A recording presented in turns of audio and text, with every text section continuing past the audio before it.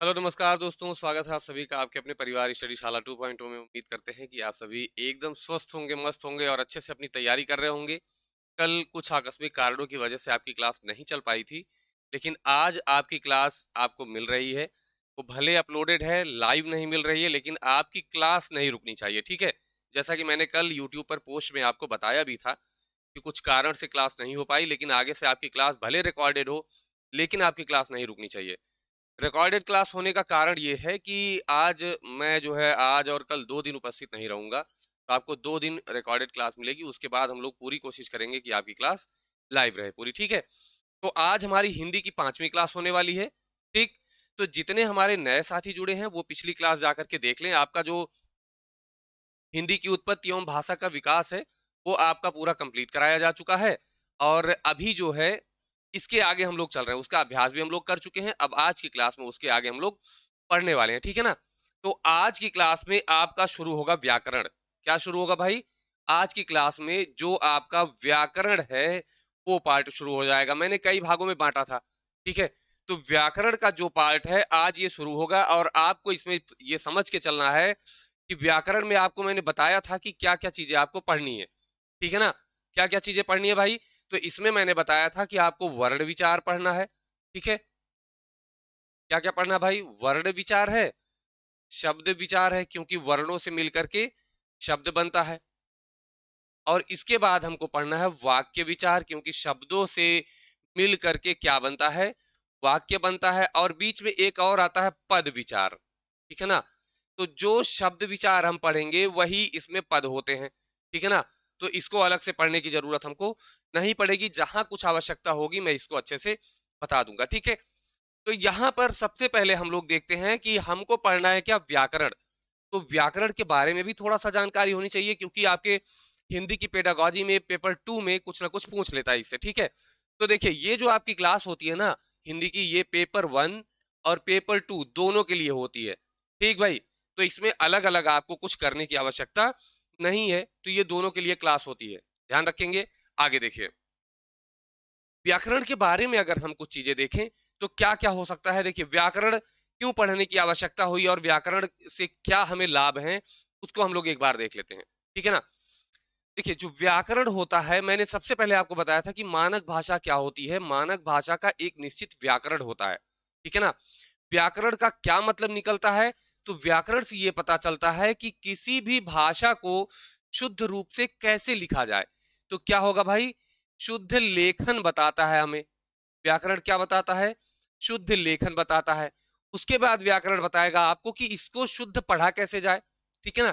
जैसे ये सा है, ठीक है? इसको बोलते टाइम सा जब बोलेंगे तो आपकी जिह्वा आपके मूर्धा पर टच होनी माफ कीजिएगा, आपके दंत पर टच होनी चाहिए, छूनी चाहिए, ठीक है ना?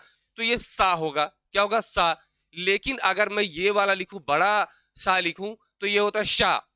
क्या होता है? शा होता है। तो ये तालु को छूते हुए हवा निकलनी चाहिए, तब आपका क्या बनता है? ये शा बनता है।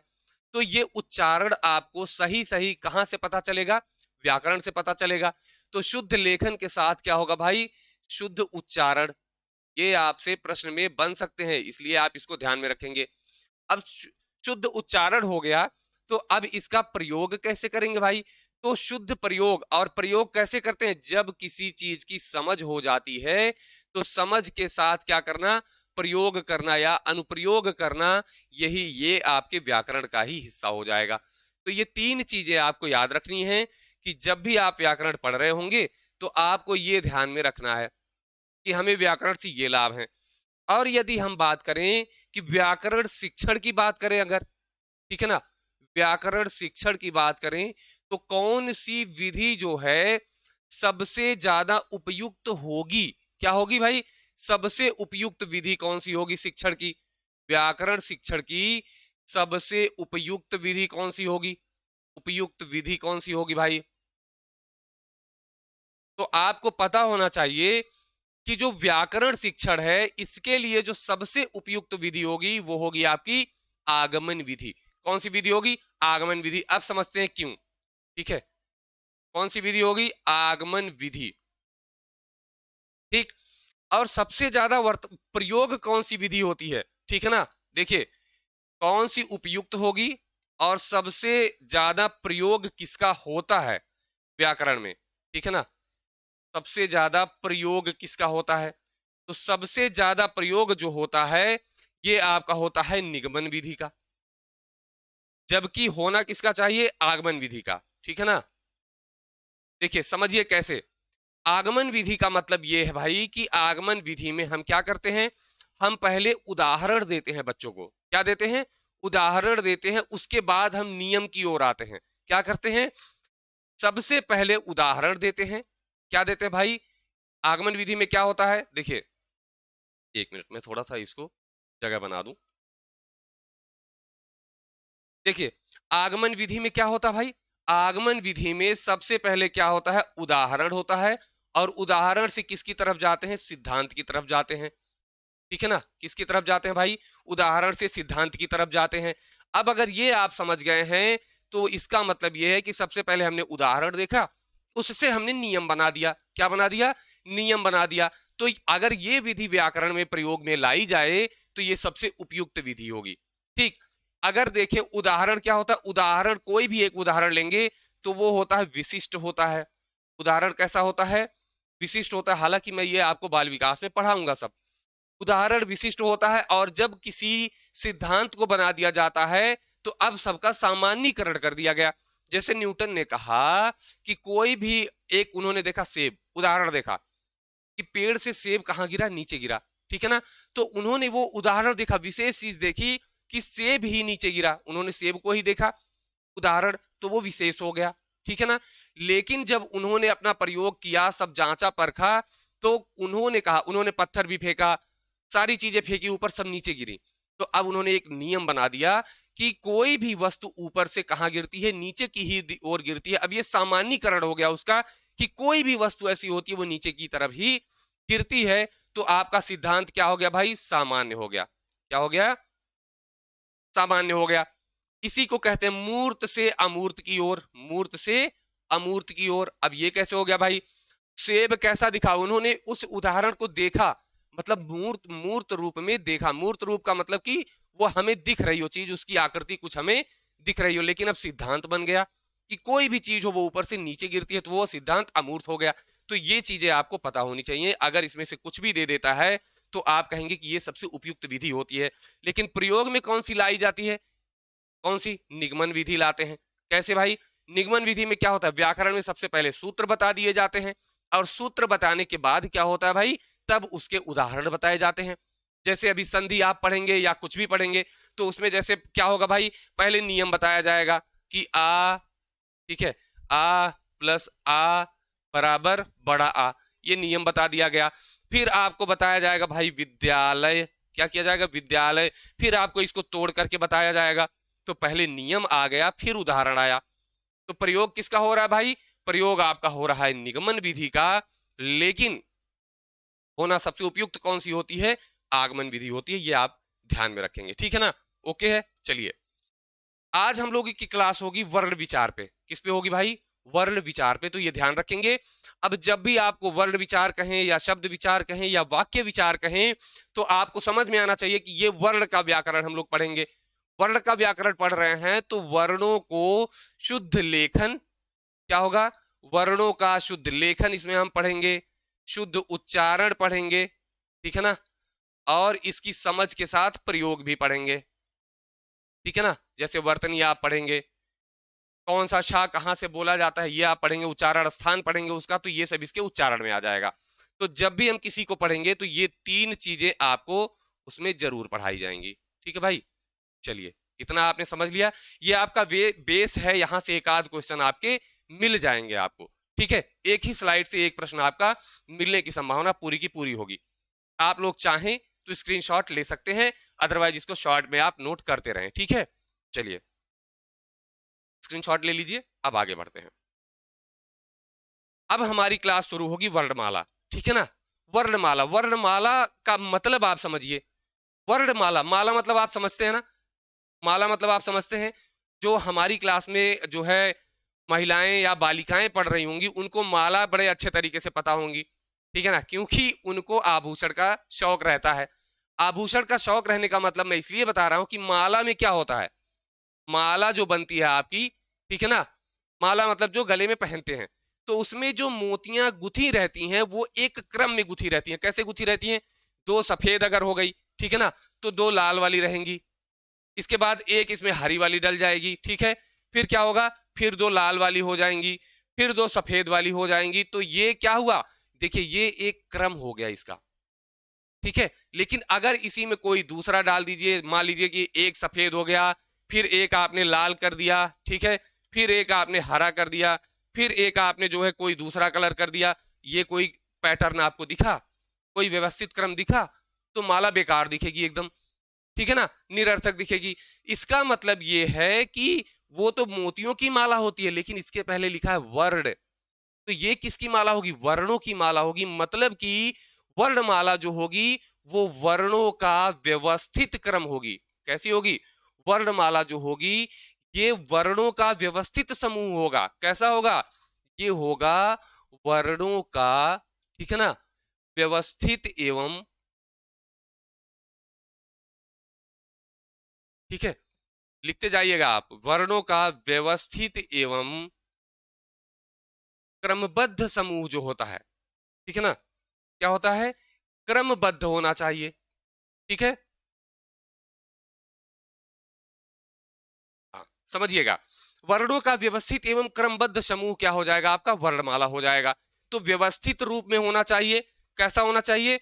व्यवस्थित रूप में होना चाहिए और क्रमबद्ध होना चाहिए। जैसे का के बाद खा ही आता है, छोटा के बाद बड़ा आ ही आता है, तो ये व्यवस्थित और क्रमबद्ध समूह होता है। ये उच्चारण स्थान के आधार पर भी, ठीक है, एक वर्ग का उच्चारण स्थान एक ही होता है, तो हर तरीके से इसको व्यवस्थित किया गया है। अब यहां पर आपने देखा भाई वर्ण आया, तो दो चीजें, आप वर्ण और अक्षर में कंफ्यूज हो सकते हैं, ठीक है ना। किसमें? वर्ण और अक्षर में आप कंफ्यूज हो सकते हैं, ठीक है ना। देखिए ध्यान से समझिए, जो वर्ण होते हैं इनको अब बिल्कुल भी तोड़ा नहीं जा सकता। मतलब कि ये एकदम अनिवार्य इकाई है, इससे छोटा तोड़ा ही नहीं जा सकता। तो जो किसी भी ध्वनि या किसी भी शब्द या किसी भी भाषा की सबसे छोटी इकाई होगी, वही क्या होगी? वर्ण होगी, ठीक है ना। क्या होगी? सबसे छोटी इकाई, इसे तोड़ा नहीं जा सकता। क्या होगा? सबसे छोटी इकाई होती है, ठीक है ना। क्या होती है? सबसे छोटी इकाई, या यूं कहें कि भाषा की सबसे छोटी इकाई होती है ये, ठीक है ना, भाषा की सबसे छोटी इकाई होती है। लेकिन अब कहेंगे सर अक्षर भी तो सबसे छोटी इकाई होती है, तो अक्षर को समझिए। एक मैं उदाहरण आपको बताता हूं, ठीक है ना। जैसे मैं आपको उदाहरण बताता हूं वैसे ही समझ लीजिए। आपने लिखा का, क्या लिखा? का। आपने लिखा खा, ठीक है ना, इसको आपने पढ़ा का और खा। लेकिन आपको ये पता है कि अगर का वर्ण विच्छेद करें तो ये कैसे लिखा जाता है? ये दो से मिलकर के बना है, का और आ। ये किससे मिलकर के बना है? आधा ख, ठीक है ना, और आ। तो ये नीचे जो लगा है इसे हलंत कहते हैं। ये किसी भी आपके अक्षर में लग जाता है तो वो आधा हो जाता है, ठीक है ना। अब यहां पर देखिए, अब क्या हुआ? ये जो अक्षर था, ठीक है ना, ये जो अक्षर था ये किससे किससे मिलकर के बना था भाई? तो ये आपका मिलकर के बना था क और आ से, ठीक है ना। किससे? क और आ से मिलकर के बना था। तो का जो आपका होता है वो व्यंजन होता है, और आ जो होता है आपका ये स्वर होता है। तो जब स्वर और व्यंजन के मेल से कोई चीज बनती है, कोई वर्ण बने, तो उसे हम क्या कहते हैं भाई? अक्षर कहते हैं। तो उसे क्या कहते हैं? अक्षर कहते हैं, ठीक है ना, अक्षर कहते हैं। अक्षर का मतलब क्या होता है? आ धन क्षर। आ धन क्षर मतलब, आ मतलब क्या होता है? नहीं, ठीक है, और क्षर मतलब होता है क्षरण, ठीक है ना। क्षर मतलब होता है क्षरण या विनाश, ठीक है ना। तो नहीं क्षरण, जिसका विनाश ना हो सके, मतलब कि इसे तोड़ा नहीं जाएगा। जब भी आप कोई शब्द वाक्य बोलेंगे तो इसमें आप अक्षर को तोड़ तोड़ करके नहीं बोलेंगे। अक्षर को अंग्रेजी में सिलेबल कहते हैं। एक और मैं आपको उदाहरण बताऊं, जैसे आप कहते हैं अचानक, तो अ चा नक एक साथ बोलते हैं, तो नक आपका यहां अक्षर सिलेबल हो जाएगा, चा एक अक्षर और अ एक अक्षर हो जाएगा, ठीक है ना। तो इसको आप ध्यान में रखेंगे। तो जो अक्षर होता है वो स्वर और व्यंजन के मेल से बनता है, ये भी आपको ध्यान में होना चाहिए। क्या होना चाहिए भाई? आपको ध्यान में होना चाहिए कि जो अक्षर होता है वो स्वर और व्यंजन के मेल से बनता है। तो आपका उम्मीद करते अब वर्ण क्या हो गया? वर्ण आपका जैसे हो गया आ, ठीक है ना, आ आपका वर्ण है। जैसे अभी मैंने का और आ को अलग किया, अब जब ये अलग हो गए ना तो ये एक व्यंजन, ये एक स्वर, ये दोनों वर्ण हो गए। क्या हो गए? वर्ण हो गए। जैसे ये वर्ण हो गया, ठीक है ना, ये आपका वर्ण हो गया। समझ गए ना? तो ध्यान में रखेंगे। हालांकि जब हम लोग वर्णमाला पढ़ेंगे तो उसमें अक्षर जब मैं बोलूंगा तो आप अब का खा को ही अक्षर या वर्णमाला वर्ण दोनों समझिएगा, उसको अलग अलग मत करिएगा, ठीक है? इतनी चीजें आपके समझ में आ गई। अब समझिए यहां पर बात आई कि भाषा की सबसे छोटी इकाई, क्या समझ में आई? भाषा की सबसे छोटी इकाई। तो आप क्या कहेंगे भाई? वर्ण, ठीक है ना? भाषा की सबसे छोटी इकाई वर्ण। अब दो चीजें आती हैं, चलिए यहां नोट करते हैं कोने में, ठीक है ना? अब देखिए भाषा की सबसे छोटी इकाई, अभी आपने देखा भाषा की सबसे छोटी इकाई, ठीक है? तो आपसे जो प्रश्न पूछता है, यदि ऐसे पूछे कि भाषा की सबसे छोटी इकाई, तो इसका उत्तर आप क्या देंगे? वर्ण। क्या देंगे भाई? वर्ण देंगे। यदि आपसे पूछे कि भाषा की सबसे छोटी मौखिक इकाई, क्या कहेंगे? मौखिक। मौखिक मतलब बोलने वाली, बोली जाने वाली इकाई। तो आपका उत्तर क्या हो जाएगा सर? ध्वनि हो जाएगा। क्या हो जाएगा? ध्वनि। अब देखिए यही जो वर्ण हैं, इनको जब मौखिक रूप से बोलेंगे, जैसे हमने कहा आ, का, तो ये क्या निकला हमारे मुंह से? हमारे मुंह से निकला भाई ध्वनि के रूप में। तो ये सबसे मौखिक जो हो जाएगी वो क्या हो जाएगी? ध्वनि हो जाएगी। सबसे छोटी इकाई वर्ण या अक्षर, आप दोनों लिख लीजिए, दोनों में से कोई भी एक। अगर वर्ण अक्षर दोनों हैं, ठीक है, मैं दोनों संभावनाएं बता रहा हूं, वर्ण अक्षर दोनों है तो आप वर्ण पे लगाएंगे। अगर एक है कोई वर्ण या अक्षर है तो आप अक्षर या वर्ण में से कोई भी एक लगा देंगे, जो भी उसमें होगा वो आप उत्तर लगा देंगे। अब देखिए अगर मौखिक के जगह पे आपसे कहे कि लिखित इकाई, क्या कहे? सबसे छोटी लिखित इकाई, ठीक है ना? ध्यान से समझिएगा। यदि आपसे कहे भाषा की सबसे छोटी इकाई तो वर्ण या अक्षर, मौखिक इकाई तो ध्वनि, और कहे आपसे कि भाषा की सबसे छोटी लिखित इकाई, तो आप कहेंगे सर वर्ण या अक्षर, ठीक है ना? ध्यान रखेंगे। यदि वर्ण है ऑप्शन में और अक्षर है, दोनों है, तो आप वर्ण ही लगाएंगे, ठीक है? यदि वर्ण आपको नहीं मिलता है तो आप अक्षर भी लगा सकते हैं, ठीक? ओके, चलिए आगे देखते हैं। अगला है भाषा की सबसे छोटी, भावार्थ के आधार पर, इसके आधार पर, भावार्थ के आधार पर प्रश्न पूछा गया है। भावार्थ के आधार पर, ठीक है ना? भावार्थ के आधार पर सबसे छोटी इकाई। अब समझिए भावार्थ के आधार पर का मतलब क्या है भाई? कि उसका, अब माफ कीजिएगा, भावार्थ नहीं, अर्थ, एक मिनट, अर्थ के आधार पर। ये दो तरीके से आपसे पूछेगा। एक तो कहेगा भाषा की सबसे छोटी सार्थक इकाई, क्या कहेगा? भाषा की सबसे छोटी सार्थक इकाई। अब इसको ऐसे भी नोट करिए, सबसे छोटी, देखिए या तो कहेगा अर्थ के आधार पर सबसे छोटी इकाई, या तो कहेगा कि भाषा की सबसे छोटी सार्थक इकाई। तो सार्थक, साधन अर्थक, मतलब अर्थ के साथ। तो अर्थ के साथ मतलब अर्थ के आधार पर, तो चाहे ये दे और चाहे पूछे सार्थक, ये शब्दों का हेर फेर आपको समझना है, ठीक है ना? हिंदी अगर आप शब्दों को तोड़ना जान गए हैं तो हिंदी आपके लिए एकदम आसान हो जाएगी। अब देखिए सार्थक, आप लोग, हो सकता है आपको पता होना होगा ये, ठीक है ना? लेकिन हमारे बहुत से साथी हैं जिनको ये चीज नहीं पता होगी, और नहीं पता है तो उनके लिए समझना बहुत ही जरूरी है, ठीक है? और जिनको पता है वो भी यहाँ पर समझें, क्योंकि शब्दों का हेर फेर अगर होता है तो शायद उनके लिए भी समस्या खड़ी हो जाए, ठीक? देखिए सबसे छोटी सार्थक इकाई क्या हो जाएगी? सार्थक का मतलब ये होता है कि जिसका एक अर्थ हो, ठीक है ना? तो अब बताइए वर्ण का कोई अर्थ निकलेगा नहीं, लेकिन कमल कह दे तो आपके दिमाग में तुरंत एक कमल का चित्र बन गया, मतलब उसका अर्थ निकला। बालक कह दें तो एक लड़का है, उसका अर्थ निकला।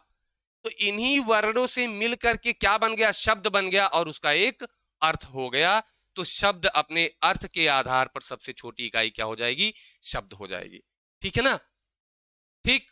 अब आगे देखिए, अगर आपसे कहे कि भावार्थ के आधार पर, अर्थ और भावार्थ दोनों अलग होते हैं, ठीक है ना?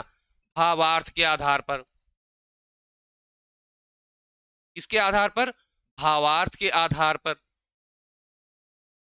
भावार्थ के आधार पर सबसे छोटी, ठीक है भाई, सबसे छोटी इकाई आप जोड़ लीजिएगा। अब बात आई भावार्थ क्या होता है सर? तो देखिए ये बताइए, अगर मैं कहूं, ठीक है, अगर मैं कहूं कि एक किसी भी शब्द का, शब्द ले लूं, मैं कोई भी शब्द ले लूं, ठीक है, जैसे मैं ले लूं श्याम, ठीक है ना? तो श्याम आप क्या कहेंगे कि सर श्याम का अर्थ होता है सांवला, ठीक है, श्याम का अर्थ क्या होता है? सांवला हो जाएगा। लेकिन अगर मैं किसी वाक्य में इसको पिरो दूं, ठीक है ना, अब समझिए, ज्यो ज्यो डूबत श्याम रंग, त्यों त्यों उज्जवल होए, ठीक है, या अनुरागी चित्त की गति समझे नहीं कोई, ज्यो ज्यो डूबत श्याम रंग, त्यों त्यों उज्जवल होए। अब यहां पर समझिए भाई, श्याम रंग का दो अर्थ निकलेगा, ठीक है ना? एक तो आप कहेंगे श्याम रंग का मतलब सर होता है सांवला, ठीक है ना? अब समझिए, क्या कोई ऐसी चीज है जो श्याम रंग, सांवले रंग में, मतलब जो काला नहीं होता, हल्का काला होता है, सांवला जिसको कहते हैं, अगर उसमें आप किसी चीज को डुबोएंगे तो क्या वो सफेद होगा? कहा गया ज्यो ज्यो डूबत श्याम रंग त्यों त्यों उज्जवल होए, सफेद हो रहा है, लेकिन डुबाने से क्या सफेद होगा? तो आप कहेंगे नहीं सर, इसका मतलब यहाँ कुछ और भावार्थ है। तो श्याम रंग का मतलब ज्यो ज्यो डूबत श्याम रंग, श्याम रंग मतलब श्री कृष्ण की भक्ति में डूबता है, ये इसका भावार्थ हो गया। तो भावार्थ किसका निकलता है? मैंने एक वाक्य आपको बताया, ये शब्द बता दिया, तो इसका अर्थ केवल सांवला निकला। लेकिन जब मैंने पूरा एक वाक्य बताया और उसका भावार्थ मैंने आपको बताया, तब आपने कहा सर सही है, इसका तो अर्थ ही बदल गया। इसका मतलब भावार्थ अगर आपको समझना है तो आपको कम से कम क्या चाहिए? एक वाक्य चाहिए। तो भावार्थ के आधार पर सबसे छोटी इकाई क्या हो जाएगी? आपकी वाक्य हो जाएगी, ठीक है ना? और ये भाषा की सबसे बड़ी इकाई भी कह सकते हैं, क्योंकि हम लोग जो भी बोलते हैं वो एक एक वाक्य के रूप में बोलते हैं, तो ये भी आपको ध्यान में रखना है, ठीक है भाई? इतना आप लोग उम्मीद करते हैं कि समझ गए होंगे। अब हम लोग चलेंगे आगे, ठीक है ना?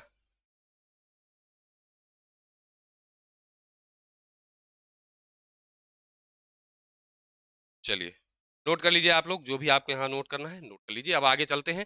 क्लास मैं सोच रहा हूँ कि बहुत बड़ी ना हो, लेकिन आज की क्लास में स्वर पूरा हम लोगों को फटाफट से खत्म कर लेना है। ये एक आपको समझने वाली चीज थी, इसलिए मैंने अच्छे से आपको यहाँ पर बता दिया, ठीक है? अब चलिए आगे देखिए। अब हम पढ़ेंगे वर्णमाला को। क्या पढ़ेंगे? वर्णमाला को, ठीक है ना? तो आपको पता है कि जो वर्णमाला है ये स्वर और व्यंजन से मिलकर के बनी होती है। और मैंने बताया वर्णमाला क्या है? वर्णों का व्यवस्थित समूह है, ठीक है ना? वर्णमाला क्या भाई? वर्णों का व्यवस्थित और क्रमबद्ध समूह आपका वर्णमाला है। तो इसकी परिभाषा आपको अब पता चल गई है, ठीक है ना? अब हम आप बात करेंगे कि वर्णमाला को कितने भागों में बांटा गया है। तो वर्णमाला को बांटा गया है मेरे भाई दो भागों में। कितने भागों में? दो भागों में। कितने भागों में भाई? दो भागों में। क्या क्या है? एक है स्वर और एक है व्यंजन। स्वर और व्यंजन, ठीक है ना? कितने भागों में? दो भागों में, स्वर और व्यंजन में बांटा गया है। पहले आप वर्णमाला एक बार देखिए, इसमें आप एक बार समझ लीजिए स्वर और व्यंजन को, उसके बाद हम लोग आगे देखेंगे, ठीक है ना? देखिए, ये जो आपके ऊपर लिखा है, ठीक है, ये बिंदी नहीं है भाई, ठीक। देखिए, ये आ से लेकर के अ तक ये आपके क्या होते हैं भाई? स्वर होते हैं। क्या होते हैं? स्वर होते हैं, ठीक है ना? और ये जो नीचे आपके बच रहे हैं, ठीक है ना, ये आपके क्या होते हैं भाई? व्यंजन होते हैं। क्या होते हैं? व्यंजन। अब इसमें भी कई प्रकार के हैं, तो हम हर एक को अलग अलग करके पढ़ेंगे, ठीक है भाई? क्या करेंगे? हर एक को अलग अलग करके पढ़ेंगे, ध्यान रखेंगे आप, ठीक? ओके है। अब यहां पर अगर इनको आप गिनेंगे तो इनकी संख्या आपको कितनी मिलेगी? 11 मिलेगी। कितनी मिलेगी भाई? 11 मिलेगी, ये आप ध्यान रखेंगे। आप कहेंगे सर अंग और आहा को आपने छोड़ दिया, तो ये ना तो स्वर है, ठीक है ना, ना स्वर है और ना व्यंजन है। तो ये त्रिशंकु की तरह बीच में लटके हैं और वास्तव में दोनों के बीच में ही हैं, ठीक है ना? इन्हें हम क्या कहते हैं? उत्क्षिप्त व्यंजन कहते हैं। उत्क्षिप्त, अब माफ कीजिएगा, उत्क्षिप्त कह रहा हूं, इन्हें कहते हैं अयोगवाह। गड़बड़ हो गया, अयोगवाह, इनके बारे में मैं अलग से आपको अच्छे से पढ़ाऊंगा। आज का हमारा टॉपिक है स्वर, ठीक है ना। तो आइए यहां अगर हम लोग देखें तो स्वर और व्यंजन आप समझ गए, ठीक है ना। अब स्वर की संख्या कितनी होती है भाई? 11। कितनी होती है? 11। कैसे होती है आइए देखते हैं। कौन कौन से हैं? आ, आ, ई, री, ठीक है ना। ए, ऐ, ओ, आओ। ठीक, अब आप जोड़ेंगे 1 2 3 4 5 6 7 8 9 10 11। कितने हो गए आपके? 11। लेकिन अगर इनको उच्चारण के आधार पर कहें, इसके बोलने के आधार पर कहें या उच्चारण के आधार पर कहें, ठीक है ना, उच्चारण के आधार पर कहें तो इनकी संख्या 10 मानी जाती है, ठीक है ना। 10 क्यों मानी जाती है? तो उच्चारण के आधार पे इस री को नहीं लिया जाता है, री को छोड़ दिया जाता है। क्यों कर छोड़ दिया जाता है? देखिए, री को छोड़ दिया जाता है क्यों? क्योंकि ये जो री है ना, इसको ऐसे भी री कहा जा सकता है, री लिखा जा सकता है, इसलिए ये कहा जाता है कि ये री तो इसके बराबर हो गया, ठीक है ना। तो इसीलिए उच्चारण के आधार पर इस वाले री को नहीं गिना जाता है। इसलिए क्या होता भाई, उच्चारण के आधार पर अगर पूछा जाए तो आप कितना बताएंगे? 10 बता देंगे, ठीक। ओके है, आगे देखिए। अब यहां पर अगर हम कहें कि मात्राएं कितनी होती हैं, यही समझ लीजिए जो भी समझ रहे हैं, मात्राएं होती हैं 10। तो आप कहेंगे सर री को छोड़ दिया गया क्या?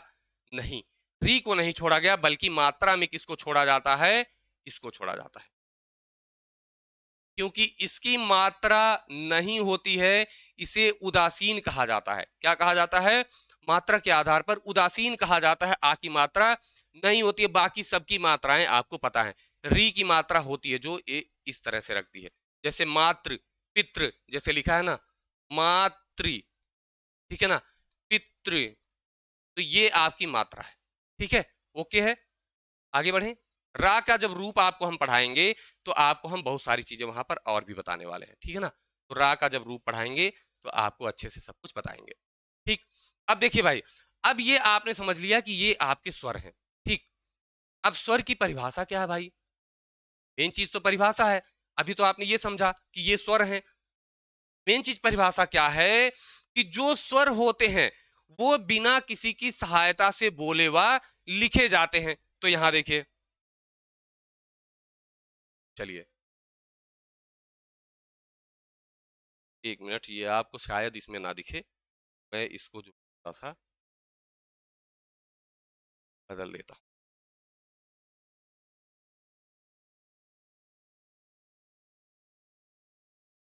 थोड़ा सा बस समय दीजिए, ठीक है ना। हो गया, ओके है। चलिए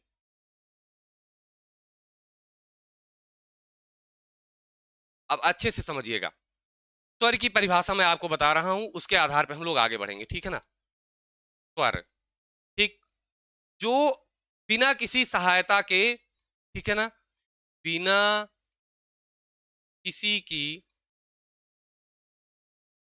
सहायता के क्या किए जाए? बोले व लिखे जाते हों, बोले जाते हों या लिखे जाते हों, ठीक है ना। तो ये आपका स्वर हो जाएगा। अब ऐसे समझिए,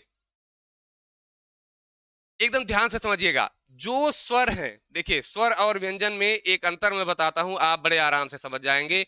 और यदि आप शादीशुदा हैं तब तो बहुत आराम से समझ जाएंगे, ठीक है ना। स्वर को कहा जाता है स्वयं राजन्ते इति स्वराः। क्या कहा जाता है? स्वयं राजन्ते, ठीक है ना, स्वयं राजन्ते इति स्वराः। मतलब कि जो स्वयं का राजा खुद हो, जो खुद स्वयं पर राज करता हो, वो क्या होगा? वही स्वर होता है। तो स्वर मतलब अब वो किसी की सहायता से नहीं बोला जाता है, ये क्या होता है? स्वतंत्र होता है, ठीक है ना। लेकिन व्यंजन क्या होते हैं? ये स्वरों की सहायता से बोले जाते हैं। किसकी सहायता से? स्वर की सहायता से बोले जाते हैं। तो ये स्वतंत्र नहीं होते हैं, बल्कि परतंत्र होते हैं, ठीक है ना। क्योंकि ये स्वर की सहायता से बोले जाते हैं। ये व्यंजन जब पढ़ाऊंगा तो वहां परिभाषा लिखा दूंगा आपकी।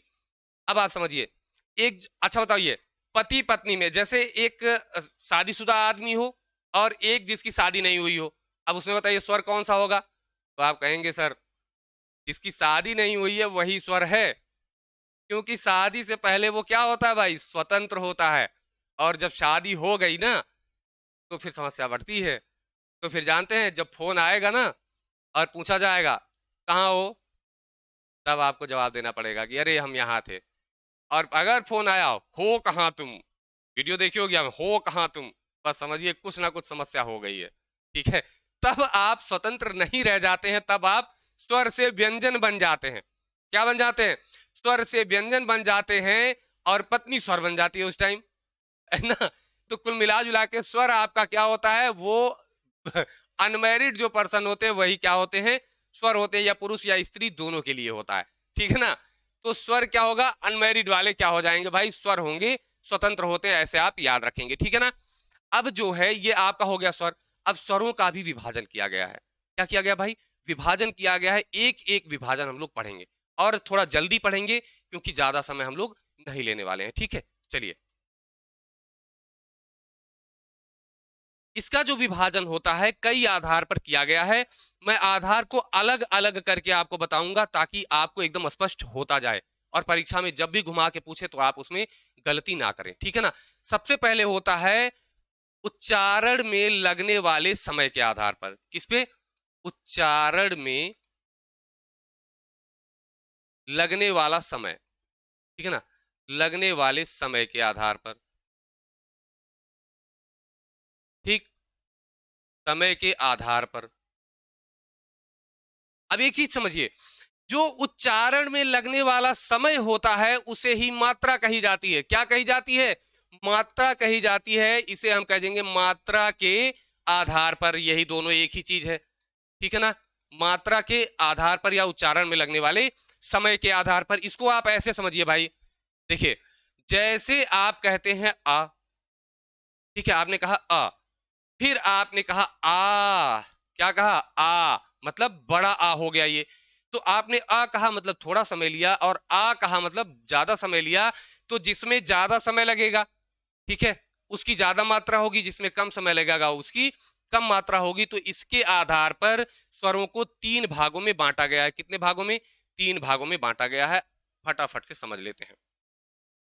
ठीक है ना। ठीक, एक होता है आपका ह्रस्व स्वर। ह्रस्व स्वर, इसी को हम कहते हैं लघु स्वर। क्या कहते हैं? लघु स्वर कहते हैं। और इसी को हम कहते हैं मूल स्वर भी।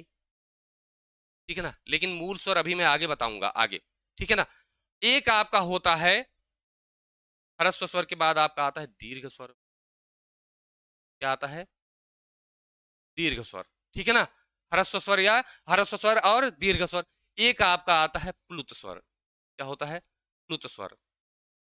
ठीक है ना। तो आप समझिए, देखिए दो मात्राएं होती हैं। एक तो एक मात्रिक होता है, एक द्विमात्रिक होता है, लेकिन एक त्रिमात्रिक भी होगा, मतलब दो मात्रा से ज्यादा वाला भी होगा। जो लघु वाला होता है, ठीक है ना, जो लघु होता है इसे एक मात्रिक भी कहते हैं। क्या कहते हैं भाई? एक मात्रिक भी कहते हैं। और जो दीर्घ होता है इसे द्विमात्रिक भी कहते हैं, मतलब इसकी दो मात्रा होती है। जब छंद आप पढ़ेंगे ना तो छंद में मात्रा गिनना आपको सिखाया जाएगा। तो मात्रा गिनने में आपको एक मात्रिक द्विमात्रिक आपको वहां होना चाहिए। और प्लुत में कहते हैं कि तीन मात्रा होती है, तो ये तीन मात्रिक हो जाता है। ठीक है ना। क्या हो जाता है? तीन मात्रिक हो जाता है। अभी प्लुत के बारे में हम लोग बात करेंगे एक एक करके। ठीक है, चलिए। अब देखते हैं मूल स्वर या आपका ह्रस्व स्वर में कौन कौन से आते हैं भाई। तो आपको मेरे स्वर के बता दिए, पूरे 11 होते हैं। उसमें देखिए कौन कौन आता है। आ, ई, उ और री। ली इसमें नहीं होता है। ये जो ली आप जानते हैं ये इसमें नहीं, ये संस्कृत में होता है। तो यहां पर उसको हम लोग नहीं पढ़ने वाले हैं। ठीक है, वो हिंदी में नहीं होता है। तो आ, ई, उ, री के आधार पर अगर हम देखें तो इनकी संख्या कितनी हो गई? 4। ठीक है ना। अब जो बचे वो द्विमात्रिक में आ गए। कौन कौन बचे भाई? बड़ा आ बच गया, बड़ी ई बच गया। ठीक है, बड़ा आ, बड़ी ई, बड़ा ऊ बच गए। ए, ऐ, ओ, और कौन बच गया भाई? औ। ठीक है ना, ये बच गए इतने। तो ये कौन सा हो गया, ये द्विमात्रिक हो गए, इनकी मात्राएं 2 हो गई, मतलब इसमें थोड़ा ज्यादा समय लगेगा। लेकिन 3 मात्रिक में क्या होता भाई, इससे भी ज्यादा समय लगेगा। जैसे आप किसी को बुला रहे, हे बुलाए ना, जैसे आपने कहा हे कह दिया तो ये दीर्घ हो गया। लेकिन जब उसको कहा दूर कोई खड़ा है तो उसको बुला रहे, हे ऐसे बुलाया आपने ना, तो अब उसमें ज्यादा समय लगा, हे ऐसे करके समय लगा, ठीक है ना, तो उसको ऐसे लिखते हैं, ऐसे लिखा आपने ना, हे ऐसे ऐसे करके लिख दिया जाता है कि ज्यादा समय लग गया, ठीक है ना। तो ये जब आपका लग जाए तो आप समझिए कि ज्यादा समय लग रहा है। इसको और भी जैसे ओम लिखते हैं, क्या लिखते हैं, ओम। तो ओम का जाप जब भी होता है तो वो प्लुत स्वर के आधार पर होता है, मतलब ज्यादा होता है। तो कैसे लिखते हैं, ओ, और ऐसे आपने देखा होगा 3 और म, ठीक है ना। तो ये जो 3 होता है ये बताता है कि ये 3 मात्रिक हो गया, मतलब प्लुत हो गया। क्या हो गया, प्लुत हो गया, ठीक है ना। कोई इको साउंड हो, जैसे पटाखा फूटता है, पटाखा जब फूटता है तो इको होता ना, धड़ाम धड़ाम धड़ाम ऐसे करता है, तो प्लुत हो जाता है। कुएं में आप झुक के बोलिए कस के, जो प्रतिध्वनि होती है वो क्या होती है, प्लुत होती है, बहुत देर तक आती है तो प्लुत हो जाती है, ठीक है ना। तो इसको आप ध्यान में रखेंगे, ओके है। आगे देखिए, ये आपके क्या हो गए, मूल स्वर हो गए, ये आपका दीर्घ स्वर हो गया, द्विमात्रिक एक मात्रिक, ये आपके मात्रा के आधार पर हो गया, उच्चारण में लगने वाले समय के आधार पर हो गया, ओके है भाई। आप लोग जो है इसका आप लोग स्क्रीनशॉट ले सकते हैं, ठीक। चलिए आगे देखते हैं हम लोग, समय ज्यादा हो रहा है, थोड़ा जल्दी जल्दी करते हैं। देखिए अब आता है एक रचना या बनावट के आधार पर, मैं चाहता तो उसको भी इसी में समाहित कर लेता, लेकिन उसको अलग करने का एक मकसद है जो आपको अभी पता चलेगा, ठीक है। रचना या बनावट के आधार पर, मतलब कि इसको जो बनाया गया हो, रचा गया हो, उसके आधार पर, है ना, रचना या बनावट के आधार पर, ठीक भाई। आपको मैं बता रहा हूं ना तो समझ में आना चाहिए, नहीं समझ में आए तो कमेंट बॉक्स में आप लिखिएगा, जो भी आपको नहीं इसमें समझ में आया होगा वो मैं बताऊंगा, ठीक है। रचना या बनावट के आधार पर देखिए 2 तरीके से हो सकता है, एक जो पहले से बना हो, एक जो क्या हो भाई, पहले से ही बना हो, जो उसकी जड़ में हो, ठीक है। और एक जो खुद से बनाया गया हो या कहीं से जोड़ जाड़ के बना दिया गया हो। तो एक आपका क्या हो जाएगा भाई, जड़ स्वर हो जाएगा, क्या हो जाएगा, जड़ स्वर हो जाएगा। या जिसे मैंने बताया था ना मूल स्वर, जो उसका मूल में होता है, मूल स्वर, वो उच्चारण के में लगने वाले समय मात्रा के आधार पर बताया था मैंने, एक मात्रिक, द्विमात्रिक, लघु और लघु या ह्रस्व, लघु ह्रस्व उसी को मूल कह दिया, एक मात्रिक कह दिया, वो आप समझ गए। अब अगर जड़ इसको बनावट के आधार पर बताएं तो बनावट ये मूल में है, मतलब मूल स्वर हो गया, ठीक है ना। और एक होगा आपका कृत्रिम स्वर, जो बनाया गया हो, क्या हो, कृत्रिम हो, जो खुद से बनाया गया हो, कृत्रिम स्वर। और इसे ही कहते हैं संधि स्वर, क्योंकि ये संधि करके बनाए जाते हैं, तो संधि स्वर कह देंगे, ठीक है ना। क्या कह देंगे भाई, संधि स्वर आपका कह देंगे, ठीक। इतना क्लियर है। चलिए अब यहां देखिए, जड़ स्वर में कौन कौन आ जाएंगे, तो जड़ स्वर में वही आएंगे जो आपके ह्रस्व स्वर थे, ठीक है, छोटा आ, छोटी ई, छोटा ऊ और री, इनकी संख्या कितनी, 4। ये मैं अलग इसलिए करके बता रहा हूं, हालांकि वही बता सकता था, लेकिन यहां आपसे पूछ सकता है रचना या बनावट के आधार पे, तो अलग आप करेंगे तो ज्यादा बेहतर होगा, ठीक है ना। और कृत्रिम में कौन कौन आ जाएंगे भाई, देखिए इधर करें क्यों, ये विभाग है अभी, है ना। चलिए कृत्रिम में जो आपके बच रहे हैं, कौन कौन से बच रहे हैं, अ अरे सॉरी, ठीक है, बड़ा आ, बड़ी ई, बड़ा ऊ, ठीक है ना, ए, ऐ, ओ और औ, ये आपके बच रहे हैं, ठीक है ना। मैं सोच रहा था आज आपका स्वर समाप्त हो जाए और क्लास लंबी होती जा रही है, ठीक है। चलिए देखिए अब यहां पर समझिए, ये आपके कृत्रिम स्वर हो गए सारे, ठीक है। संधि स्वर हो गए, क्यों, क्योंकि इन्हीं को जोड़ करके बनाया गया। संधि स्वर क्यों कहा गया भाई, आ कैसे बना है, तो आ प्लस आ कर दिया तो बड़ा आ बन गया, इसकी संधि हो गई, ठीक है। ई कैसे बनी है, इसको हमने ई प्लस ई कर दिया तो बड़ी ई बन गई, तो संधि करके बनी है तो इसे संधि स्वर भी कहते हैं, ये भी आपको ध्यान में रखना है। क्या कहते हैं भाई? संधि स्वर कहते हैं, ध्यान में रखेंगे, ठीक है ना। इसीलिए इसको हम क्या कहते हैं? संधि स्वर कहते हैं। आप लोग नोट करते रहेंगे बराबर, ठीक है। ओके, अब आइए देखिए, अब इसमें भी बांटा गया है। इसमें कैसे बांटा गया है आप समझिए। इसको संधि करके कैसे बनाई गई है, ये चीज आपको ध्यान में रखना पड़ेगा, तभी आप समझ पाएंगे। अब देखिए जब मैंने कहा कि ये जो बड़ा आ बना है, ये कैसे बना है भाई? ये आपका छोटा आ और छोटा आ से मिलकर के बड़ा आ बन गया, ठीक है। ई कैसे मैंने बताया? तो मैंने कहा कि देखिए, एक छोटी ई मिलाकर के बड़ी ई बन गई। छोटा बड़ा ऊ कैसे बना? तो छोटा ऊ और छोटा ऊ को मिलाया तो बन गया बराबर, क्या बन गया? बड़ा ऊ। बना कि नहीं? अब यहां पर ध्यान देने वाली बात यह है कि ये भी ये दोनों एक जैसे हैं, same to same, same to same, same to same, मतलब एक जैसे, मतलब एक ही जाति के हैं, मतलब कि ये क्या है? सजातीय हैं। क्या है? तो सजातीय हैं। इसको आपको ध्यान में रखना है कि ये वाले जो आपके हो जाएंगे, ये क्या हो जाएंगे भाई? ये आपके हो जाएंगे सजातीय। क्या हो जाएंगे? सजातीय स्वर, या इन्हें कहेंगे आप सजातीय दीर्घ स्वर। क्या कहेंगे? सजातीय दीर्घ स्वर। क्या कहेंगे? सजातीय दीर्घ स्वर। क्यों कहेंगे भाई? क्योंकि इनकी जाति क्या है भाई? एक ही है, तो सजातीय दीर्घ स्वर कहेंगे, ये आप ध्यान में रखेंगे। और इन्हीं को हम कहते हैं मूल दीर्घ स्वर। क्या कहते हैं भाई? मूल दीर्घ स्वर, ठीक है ना। देखिए, मूल स्वर अगर आपसे पूछे तो आप छोटा आ, छोटी ई, छोटा ऊ और री को लगाएंगे। मूल दीर्घ स्वर पूछे तो मूल तो होना चाहिए, लेकिन कैसा होना चाहिए? दीर्घ। लेकिन ये तो लघु है, ये नहीं होंगे, तो दीर्घ में आप आएंगे। ये दीर्घ हमने बताया था ना, दीर्घ स्वर कौन कौन से हैं? तो ये वाले सारे दीर्घ हैं, लेकिन इसमें भी मूल कौन है? तो मूल आपके ये तीनों हैं, ठीक है ना। तो अगर मूल दीर्घ स्वर पूछे तो आप क्या कहेंगे भाई? ये कहेंगे, ठीक है ना। मूल दीर्घ स्वर या सजातीय संधि स्वर कहे, संधि जब आ जाएगा तो मिला करके बने हैं जो, वो आपके क्या हो जाएंगे भाई? वो आपके हो जाएंगे ये वाले, ठीक है ना। सजातीय दीर्घ स्वर पूछे चाहे सजातीय संधि स्वर पूछ ले, ठीक है। तो जो संधि करके बनाए जाएंगे, क्योंकि संधि स्वर तो यही है। देखिए, दीर्घ स्वर को ही तो संधि स्वर, यहां दीर्घ लिख लीजिए ताकि आपको पता चले, ठीक है ना। तो अब आपके समझ में आया कि सजातीय दीर्घ पूछे या संधि स्वर पूछे या कृत्रिम स्वर पूछे तो आप फटाक से कौन बता देंगे?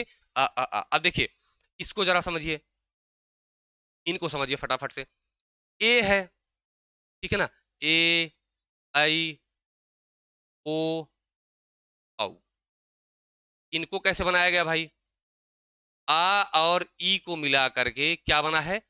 ए बना है, ठीक है ना। आ ई मिला करके ए बन गया। आ और ए मिला करके क्या बन गया? ए बन गया। आ और ऊ मिला करके क्या बन गया? ओ। और आ और ओ मिला करके क्या बन गया भाई? औ। अब इसमें देखिए क्या हो गया भाई? इसमें क्या है? इसमें आ अलग जाति का है, ई अलग जाति का है, ठीक है ना। आ अलग जाति का है, ए अलग जाति का है, जबकि यहां क्या था? आ था तो यहां भी आ ही था, ई था तो यहां भी ई ही था, लेकिन यहां पे क्या है? आ अलग, ए अलग, आ अलग, ऊ अलग, आ अलग, ओ अलग। तो इसका मतलब इन्हें क्या कहेंगे भाई? इन्हें कहेंगे विजातीय स्वर। क्या कहेंगे?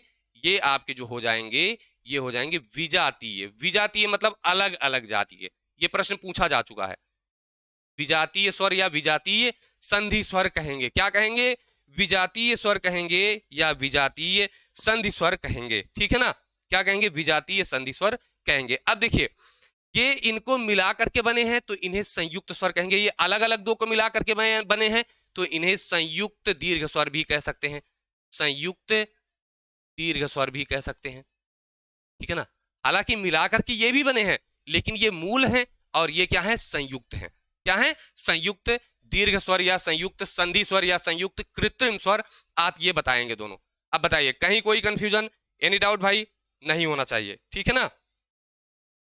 ठीक, चलिए अब देखिए, यहां भी एक चीज आपको समझ लेनी है थोड़ी सी, जो आपके परीक्षा में पूछी जा सकती है। यहां पे कहा जाता है कि ये दोनों जो हैं, ये गुण स्वर कहे जाते हैं। गुण स्वर क्या कहे जाते हैं? गुण स्वर कहे जाते हैं। और ये दोनों आपके कौन से हैं? दीर्घ स्वर कहे जाते हैं। दीर्घ स्वर, अरे हाँ, दीर्घ स्वर मतलब दीर्घ संधि स्वर और गुण संधि स्वर कहे जाते हैं। ठीक है, तो ये आपको ध्यान में रखना है। गुण संधि कर लीजिए इसको, गुण संधि स्वर, ताकि आप कंफ्यूज ना हो। ठीक है ना, गुण संधि स्वर और दीर्घ संधि स्वर। गुण संधि स्वर, पहली चीज ये दोनों तो गुण संधि से बन ही रहे हैं। आ ई का आ ई ए बन रहे हैं, आ ई को मिला करके ए बनता है, गुण संधि होती है। आ उ को मिला करके ओ भी बनता है, लेकिन कहीं कहीं अपवाद स्वरूप ये दीर्घ में आता है, इसीलिए इसको हम दीर्घ संधि स्वर कह रहे हैं। ठीक है ना, ओके है। आई थिंक इतना आपके बनावट या रचना के आधार पर आपको समझ में आ गया होगा। आपकी क्लास हो गई लगभग 45 मिनट की। ठीक है,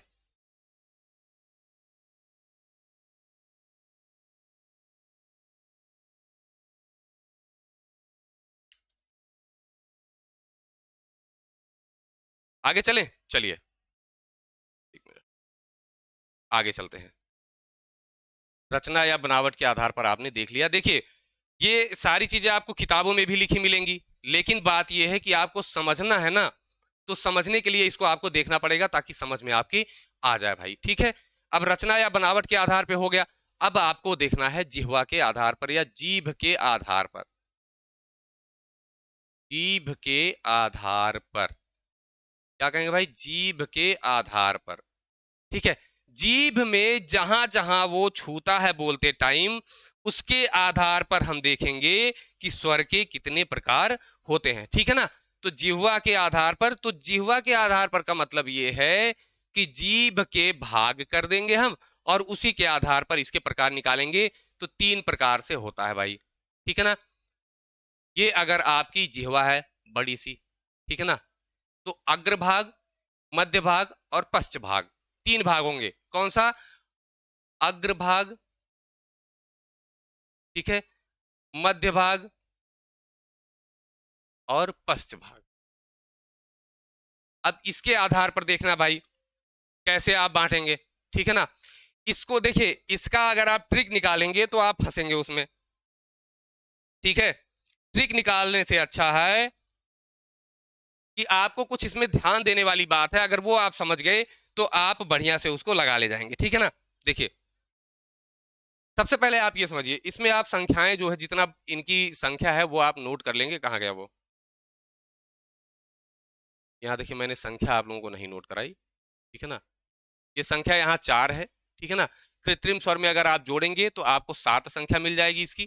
ठीक, 7 संख्या मिल जाएगी। आप सजातीय जोड़ेंगे तो इनकी संख्या 3 मिल जाएगी भाई। आप विजातीय जोड़ेंगे तो इनकी संख्या आपको कितनी मिल जाएगी? 4 मिल जाएगी भाई।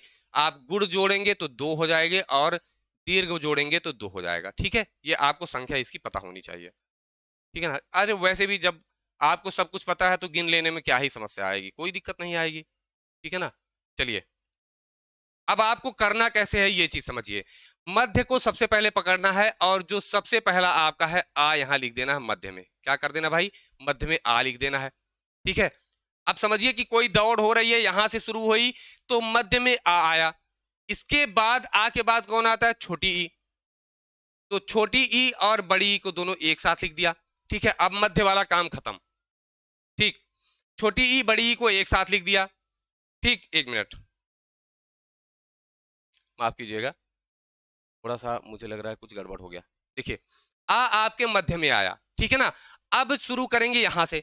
छोटी ई और बड़ी ई को यहां लिखिए, छोटा ऊ बड़ा ऊ को यहां लिखिए। ठीक है ना, री को आप मान के चलेंगे कि जहां भी आप लिखेंगे वो री को आप नहीं उसमें जोड़ेंगे, गिनेंगे नहीं। ठीक है ना, गिनने का मतलब ऐसा नहीं कि इसमें काउंट ही नहीं करेंगे, लेकिन मैं जोड़ा बता रहा हूं ना आपको। तो री हो गया, री को आप मत लिखिए अभी। ठीक है, ए और अ यहां लिख लीजिए, ओ और औ यहां लिख दीजिए। ये आप 1-2 बार करेंगे तो आपको कंफ्यूजन आपका खत्म हो जाएगा। ठीक है, मध्य में आपने आ को लिख दिया। ठीक, उसके बाद आप शुरू से शुरू करिए। आ के बाद ई ई, उ उ, री को मैंने बताया ना जोड़ा नहीं है, तो एक बार यहां लिख के इसको मत काउंट करिए कि हमने लिख दिया। ए ऐ ओ औ। ठीक है ना, ये आपके क्या हो गए? ये जिह्वा के आधार पे आपके स्वरों का विभाजन हो गया। आप इसे अच्छे से याद रखेंगे। ठीक है ना, ओके भाई, ओके, चलिए अब इनकी संख्या कितनी हो गई भाई? इनकी संख्या आपकी हो गई 5, ठीक है। इनकी संख्या कितनी हो गई भाई? 4, और इनकी संख्या कितनी हो गई? 1, ठीक है ना। तो जिह्वा के आधार पर अगर मध्य भाग में पूछे तो आ होगा, अग्रभाग में ई ए होगा, और पश्च भाग में उ ओ और औ होगा। ओके है, उ ओ और औ, ठीक। अगर आप ये पूछे ई ए आए, ठीक, ओके है। 5 यहां, 4 वहां, और 1 आपका बीच में आ जाएगा। इसमें एक आता है आपका जो आगत स्वर है आ, क्या है? आगत स्वर जो आपका है आ आता है, उसे भी आप ध्यान में रखेंगे, आ। तो ये किसमें आप रखेंगे? यहां रख लेंगे, ठीक है ना। मैंने जैसे इसको याद किया है, आपको वैसे ही आपको बता रहा हूं, ठीक। तो कैसे मैंने याद किया था? मध्य भाग में रखा, ई उ ए ओ औ, री अकेला यहां बच रहा था, ठीक है ना, बीच में जोड़ा नहीं था, रख दिया। आ को यहां रख देंगे, इसको काउंट नहीं करते हैं, ये भी आपको ध्यान में रखना है, ठीक है ना। एक छूटा कोई क्या? बड़ा छूट गया यार, तभी मैं कह रहा हूं क्या छूट गया, कम पड़ रहे हैं संख्या, ठीक है। ये आप 5 करिए भाई, ये तो ब्लंडर मिस्टेक हो रहा था, ठीक है ना। ये ब्लंडर मिस्टेक हो रहा था। आ को यहां करना था, बड़ा आ को यहां कर लेना था, फिर आपको किससे? छोटी से शुरू करना था, छोटा ऊ बड़ा ऊ से शुरू करना था यार। माफ कीजिएगा, ये एक बहुत बड़ी गलती हो रही थी, बड़ा आ आपका छूट रहा था। तो आपको ध्यान में रखना है, छोटा आ से शुरू करेंगे, छोटा आ बड़ा आ, फिर यहाँ आएंगे, ई जोड़े में चलने लगेंगे, ऊ जोड़े में चलेंगे, री जोड़े में नहीं है तो एक अलग से रख देंगे, और ए ओ और अ अगर आपसे कभी पूछ लेता तो यहाँ लिख देंगे, ठीक है ना। जितने साथी हमारे यहीं पे छोड़ गए होंगे, उनको ये लगेगा कि आ तो आपने बताया ही नहीं, लेकिन ऐसा नहीं है। जब क्लास आपकी पूरी देखेंगे तो कहीं आपको कमी उसमें नहीं मिलेगी, ठीक है ना। आगे चलें, देखिए ये आपको आज खत्म कर लेना है स्वर, इसलिए मैं आपको ये आगे बढ़ाता चल रहा हूं। आपने जिह्वा के आधार पर देख लिया, अब आप मुंह खुलने के आधार पर देखेंगे। इस पे मुख खुलने के आधार पर, खुलने के आधार पर फटाफट से देख लीजिए। तो ये आपको याद ही करने हैं, ठीक है ना, इसमें और कोई ऐसी ट्रिक नहीं है। वो ऊपर वाला जिह्वा के आधार पर आप बिल्कुल परेशान ना होइए, मैं इतनी बार आपको करा दूंगा ना कि वो आपको एकदम रट जाएगा। आइए, मुख खुलने के आधार पर कैसे होगा, देखिए इसमें 4 प्रकार के होते हैं। एक आपका होता है समृद्ध, क्या होता है? समृद्ध स्वर, ठीक। एक आपका होता है अर्ध समृद्ध स्वर, कौन सा? अर्ध समृद्ध स्वर। एक आपका होता है विवृत स्वर, विवृत स्वर। एक आपका होता है अर्ध विवृत स्वर। कितने हो गए? यहां लिख लीजिए, अर्ध विवृत, अर्ध विवृत स्वर, ठीक है ना। देखिए समृद्ध का मतलब होता है एकदम बंद के समान होता है। क्या होता है? बंद के समान। तो इसे मैं लिख दे रहा हूं, बंद ही लिख दे रहा हूं, ठीक है ना, बंद, ठीक है। अर्ध समृद्ध मतलब आधा बंद कह सकते हैं, मतलब कि आधा खुला होगा। क्या होगा? आधा अर्ध, अरे यार क्या लिखा मैंने, अर्ध समृद्ध, ठीक है ना। या आप कह सकते हैं कि आधा बंद कह सकते हैं, मतलब कि थोड़ा ही खुला होगा, या ऐसे आप लिख सकते हैं, ठीक है ना। समृद्ध मतलब बहुत कम खुला हो, या जिसे बंद के समान आप कहते हैं। तो ये आधा, अर्ध समृद्ध आधा बंद। विवृत मतलब एकदम से खुला हो, और अर्ध विवृत मतलब आधा खुला हो। क्या हो? आधा खुला हो, ठीक है ना। अब देखिए ये आधा खुला, ये आधा बंद, तो इसका मतलब ये इसको भी आधा खुला आप लिख सकते थे, लेकिन आपको ये समझना है कि ये खुलता तो है लेकिन बहुत थोड़ा खुलता है, और ये अर्ध विपरीत जो आधा खुलता है वो इससे ज्यादा खुलता है। आपका अर्ध समृद्ध से ज्यादा खुलेगा अर्ध विपरीत, ठीक है ना। ये ध्यान में रखेंगे आप। अब इसमें आपको बंटवारा करना है, ठीक है ना, बंटवारा करना है। तो कैसे करेंगे? देखिए ऊ जो आपका है और ई है, ऊ ई, ये आपके किस में आते हैं? आपका आता है भाई समृद्ध में। किस में आते हैं? समृद्ध में आते हैं। कैसे आपको पता चलेगा? ऊ ई, मैंने ऊ ई लिखा, ऊ ई का मतलब है कि ऊ और ई के दोनों रूप। कैसे आप पता करेंगे भाई ऊ और ई के दोनों रूप आपको पता होने चाहिए। देखिए, चलिए, उ और ई के दोनों रूप मतलब पहले ई से शुरू होता है तो ई लिख लीजिए, अभी याद करवाता हूं मैं आपको। दोनों रूप हो गए, और उ के दोनों रूप हो गए, ठीक है ना। ये आपको यहां पता होने चाहिए, और इसी में आपका री भी आता है। ठीक भाई, अभी कैसे आपको याद करना है, दो तरीका मैं बताऊंगा। देखिए, सबसे पहले तो आप उ और ई को लेंगे तो कहेंगे उई। क्या कहेंगे? उई। उई आपने कहा तो आपको ये याद आया कि उ और ई। लेकिन बात फिर फंसती है कि कैसे याद करेंगे, समृत में है तो सा और उई कह लीजिए, ठीक है ना। तो आपको समझ में आएगा कि सा और उई को हम सुई भी तो कह सकते हैं, ठीक है ना। क्या कह सकते हैं? सुई भी तो कह सकते हैं। तो सा से समृत हो गया, और ये दोनों मात्राएं हो गई, ई और उ। तो आपका ये क्या हो जाएगा? सुई हो जाएगा, ठीक है ना, सुई हो जाएगा। और री को इसके साथ क्यों रखना है मैं अभी बताता हूं। अब देखिए, अगर ये समृत है, अब विपरीत की बात करें, जो पूरा खोल के बोलना हो, तो एक ही आपका वर्ड मिलेगा। कौन सा? आप कहेंगे आ। तो आ आपने कहा मतलब पूरा खुला, तो बड़ा आ हो गया आपका पूरा खुलने में। पूरा खुलने में आपका एक ही अक्षर मिलेगा, कौन सा? बड़ा आ, जो पूरा खुलता हो। अब आप ये बताइए जरा, जब बड़ा आ पूरा खुला, ये किससे मिलकर के बना है? आ और आ से मिलकर के बना है, ठीक है ना। तो ये आ और आ से मिलकर के बना है बड़ा आ, ये पूरा खुल रहा है। तो बड़ा आ का अगर हम आधा करेंगे तो कौन सा बचेगा? छोटा आ। और विपरीत का आधा करेंगे तो अर्ध विपरीत, इसका मतलब जो आधा खुलता है वो अर्ध विपरीत कौन सा हो जाएगा? ये छोटा आ आपके अर्ध विपरीत में आ जाएगा। याद रखेंगे ना। समय ज्यादा हो रहा है, मैं अभी क्लास बस खत्म करने जा रहा हूँ, ज्यादा टाइम नहीं लिया जाएगा, ठीक है ना। ओके है? ओके भाई, ठीक, इतना आप समझ गए ना। तो आपका मैंने आ का बंटवारा कर दिया, आ का बंटवारा कर दिया, और आपके ई और ऊ का बंटवारा हो गया। और री मैंने बताया कि आप समवृत में ही री को रखेंगे। ठीक, पहली लाइन में जो आ गए वो आ गए ऊपर सारे। ठीक, हमने पहली लाइन ऊपर वाला लेके चला, आ छोटा बड़ा छोटी बड़ी छोटा बड़ा री। ठीक है, तो इसमें मैंने बताया बड़ा आ एक ही आएगा, इसका आधा किया तो यहां आ गया। बाकी जो बचे सारे मैंने उनको समृत में रख दिए। ये आपका दूसरा तरीका हो गया। अब आपके पास बच रहा है ए, ऐ, ओ और औ। कौन कौन से बच रहे हैं? ए, ऐ, ओ और औ, ठीक है ना। अब आपको कहां से जोड़ना है? यहां से शुरू कर देना है। ए, ऐ, ओ, औ। बस हो गया बंटवारा। इसका आप अभ्यास जितनी बार करेंगे उतना ही जल्दी आपको याद हो जाएगा। कैसे आपने किया भाई? समृत में आप सुई याद कर लीजिए भाई, याद हो जाएगा आपको। विपरीत में आपको मैंने बताया एक ही आता है। जैसे मध्य भाग में जिह्वा में एक छोटा आ आता है, वैसे ही विपरीत जो सबसे ज्यादा खुलता हो, तो आ बोलेंगे सबसे ज्यादा खुलेगा आपका, तो ये आपका विपरीत हो जाएगा, ठीक है। और अगर बात करें अर्ध विपरीत की, तो आपका इसमें क्या आएगा भाई? आपका जो भी इससे बच रहा है अर्ध विपरीत, पहले तो आपको छोटा आ पता चल गया कैसे होगा, आधा आधा होके। उसके बाद अब आपको बांटना है। अब नीचे वाली जो लाइन आई उसको बांटना है। अब आप यहां से शुरू करिए, ए, ऐ, ओ, औ। हो गया काम। कोई दिक्कत इसमें? कोई समस्या नहीं आनी चाहिए। अब एक फिर आगत स्वर जो है आ, इसमें भी आधा खुलता है, तो आप भी इसको अर्ध विपरीत में रख देंगे, ठीक है।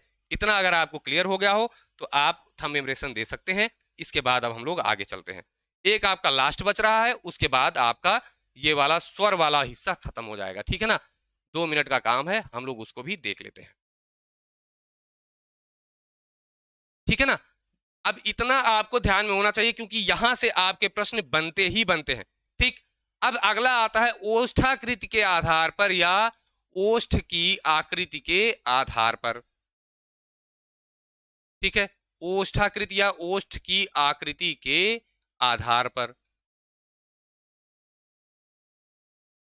ठीक है ना। देखिए, ये अगर टाइपिंग पहले से होती आपकी तो इतना समय आपका नहीं लगता। ये क्लास में आपको मुश्किल से 30 से 35 मिनट में पढ़ा देता। लिखना पड़ रहा है, इसलिए 1 घंटे की क्लास आपकी हो रही है। मैं सोच रहा था कि कम में करा दूंगा, लेकिन 1 घंटे की हुई। अगली जो आपकी व्यंजन वाली क्लास होगी, शायद वो भी 1 घंटे की होगी, लेकिन 2 घंटे में आपका पूरा वर्णमाला एकदम अच्छे से मैं क्लियर करा दूंगा, ठीक है ना। ओष्ठाकृति के आधार पर 2 प्रकार होते हैं, ठीक है ना। एक वृत्ताकार, एक होता है अवृत्ताकार। क्या होता है? अवृत्ताकार। वृत्ताकार और अवृत्ताकार, ठीक है ना।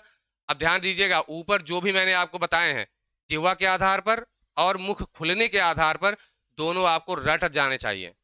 चाहे जैसे आप रटिए, जो मैंने बताया उस तरीके से रटिए, अपने तरीके से रटिए, लेकिन रट जाने चाहिए। कंफ्यूजन होता है, जैसे मुझसे जीवा के आधार पर आपका एक बड़ा आ छूटा था, ठीक है ना, जो पश्च भाग में आना था, तो आप उसको भूलेंगे नहीं। मैं बार बार उसको रटाऊंगा, हर क्लास में एक बार 1 मिनट में उसका रिवीजन में मरवाऊंगा आपका, ठीक है ना।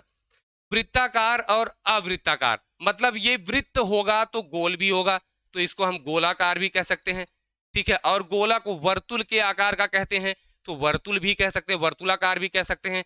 और अवृत्ताकार का मतलब है कि जो गोला जिसमें ना बनता हो, ठीक है ना। अब इसको वृत्तमुखी भी कह सकता है आपका, क्या कह सकता है, वृत्तमुखी, मतलब वृत्त मुख कैसा हो जाएगा, वृत्त के जैसा, और इसे आवृत्तमुखी कह सकता है, ठीक है ना। ये आप ध्यान में रखेंगे, आवृत्तमुखी, ठीक है। इतनी चीजें हैं। अब समझिए इसमें आएगा कौन कौन सा, जिसमें हमारे ओठ का आकार गोल बनता हो, जैसे आ, छोटा आ आता गोल बना, आप कहेंगे नहीं सर, तो आ और आ को इसमें रख दिया, ठीक है ना। ई बना, तो आप कहेंगे नहीं सर, तो ई और ई को भी रख दिया बिना वृत्त वाले में। आप कहें ऊ ऊ बना ना, गोल हुआ ओठ, बोल करके आप इसको समझ जाएंगे, ऊ और ऊ। मैंने कहा ए आए, ए में आपका ओठ गोल हुआ, आप कहेंगे नहीं सर, तो ए आए। मैंने कहा ओ आओ, गोल बना ना मुंह, तो ओ और आओ यहां पर हो जाएगा। ओके भाई, ये आप समझ जाएंगे। अब समझिए, जब आपको मैं उच्चारण स्थान पढ़ाऊंगा ना, तो अभी उच्चारण स्थान स्वर व्यंजन का एक साथ पढ़ाएंगे, तो अभी यहां पर हम नहीं बताएंगे आपको, ठीक।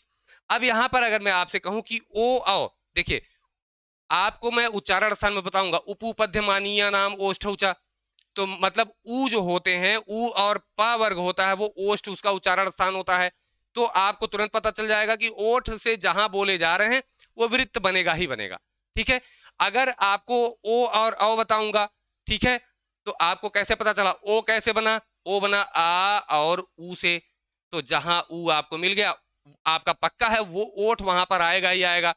जब होठ वहां पर आएगा तो वो क्या हो जाएगा भाई, आपका गोलाकार वाला हो जाएगा, ठीक है। और जहां ओठ गोला नहीं हो रहा है, नहीं हो रहा है, तो ये आपके हैं। अब फिर कहेंगे आप अ कहाँ आएगा, तो जो ये आपका आता है अ, ये इसमें होठ आपके गोले थोड़े बनते हैं, तो आपका ये भी इसमें आ जाएगा, ठीक है ना। तो आपका यहाँ पर स्वर था, जो कि पूरा आपको मैंने बताया कैसे कैसे कितने कितने इसके विभाजन होते हैं। री आपका बच गया क्या, री बचा है ना, ठीक। तो री आपका किसमें, री को वृत्ताकार रखा जाता है, आप यहां पर रख सकते हैं वृत्ताकार वाले में री, लेकिन अगर उसको अलग अलग करिए, कुछ इसका बहुत स्पष्ट नहीं होता है, लेकिन री को वृत्ताकार में रखा जाता है, कभी अभी तक पूछा नहीं गया है, ठीक है ना। अगर आप चाहें तो री को वृत्ताकार क्या कहें, वो उसमें अलग अलग अर्ध वृत्ताकार में आ जाता है, तो उसको ना तो वृत्ताकार में रख पाते हैं, ना तो अवृत्ताकार में रख पाते हैं। अगर अर्ध आपको बताया, कोई अर्ध पूछे, तो अर्धवृत्ताकार पूछे, तो आप री उसको बता सकते हैं, ठीक है ना। अर्धवृत्ताकार में री आ जाएगा, ये आपसे कभी पूछा नहीं गया है और ना ही पूछा जाएगा, ठीक है ना। तो इतना आपको ध्यान में रखना है। ये आपका विभाजन हो गया स्वरों का, ठीक है ना। तो उम्मीद करते हैं कि आपको ये क्लास समझ में भी आई होगी। जो भी आपका थोड़ा बहुत कंफ्यूजन इसमें बन रहा है, मैं डेली डेली प्रैक्टिस करा के ये आपका कंफ्यूजन दूर करूंगा, ये मेरी जिम्मेदारी है। और इतना मैं आपको बता दूंगा, इतनी बार बता दूंगा कि ये चीज आपको एकदम रट जाएगी, ठीक है ना। और एक महत्वपूर्ण सूचना है भाई, कि ये क्लास आपकी मैं एकदम मॉर्निंग में रिकॉर्ड करके जा रहा हूँ, इसलिए ताकि आपको शाम को एकदम अच्छे तरीके से ये मिल जाए, ठीक है। अब इसके बाद अब समय नहीं मिल रहा है क्योंकि मुझे जाना है तुरंत, तो आपकी सीडीपी वाली क्लास संभवतः आज शाम को रिकॉर्ड नहीं हो पा रही है इस टाइम, तो शाम को नहीं चल पाएगी, लेकिन अगले दिन मैं आपको ये कंप्लीट करा दूंगा सीडीपी की, ठीक है। तो उम्मीद यही रखूंगा कि संडे और सैटरडे आपका जो ऑफ रहता है वो आपका ऑफ नहीं करूंगा, जो इधर 1-2 दिन आपका डिस्टर्बेंस हुआ है वो मैं उधर कंप्लीट करा के आपका पूरा कर दूंगा, ठीक है ना। तो चलिए आज की क्लास यहीं समाप्त होगी, फिर मिलेंगे नेक्स्ट क्लास में, तब तक के लिए नमस्कार, धन्यवाद, जय हिंद।